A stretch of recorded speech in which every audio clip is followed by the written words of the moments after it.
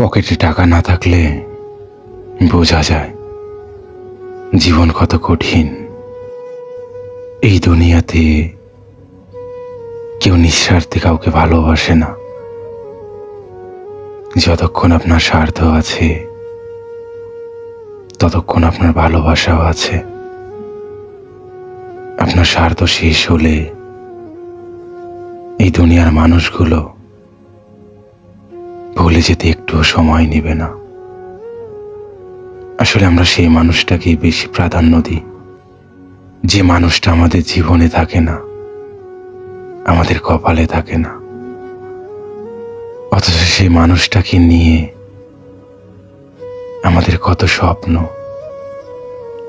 কত ভাবনা। শেষবার যখন তার সঙ্গে কথা হয়েছিল, আমি তাকে প্রশ্ন করেছিলাম, তুমি কি চাও? তুমি কি চাও না আমাদের সম্পর্কটা আর সামনে এগিয়ে যাক? সে কোনো উত্তর দেয়নি। আসলে সব কথা তো আর বলতে হয় না, এমনিতেও তো বোঝা যায়।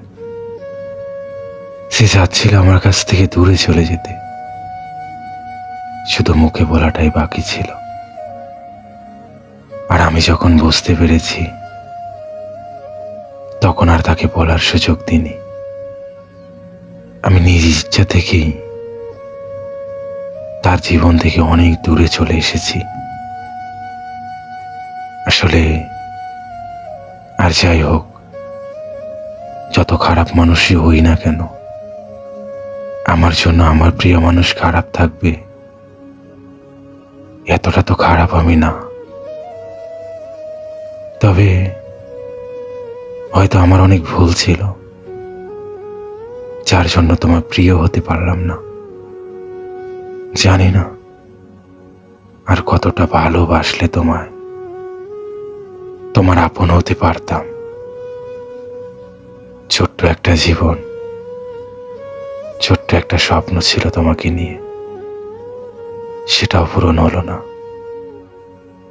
দিন শেষে আমি একাই রয়ে গেলাম, আর তুমি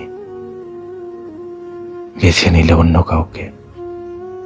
জীবন যুদ্ধে আমি অনেকবারই হেরেছি, কিন্তু এটা কখনো ভাবিনি আমার প্রিয় মানুষটার কাছেও একদিন হার মেনে নিতে হবে। তাকে মুক্ত করে অনেক দূরে চলে আসতে হবে। আসলে কি বলতো, আমি কি তোমায় কম ভালোবেসেছিলাম? মন যখন উঠে যায়, ভালোবাসাতে মানুষকে আটকিয়ে রাখা যায় না, যেটার প্রমাণ তুমি নিজে।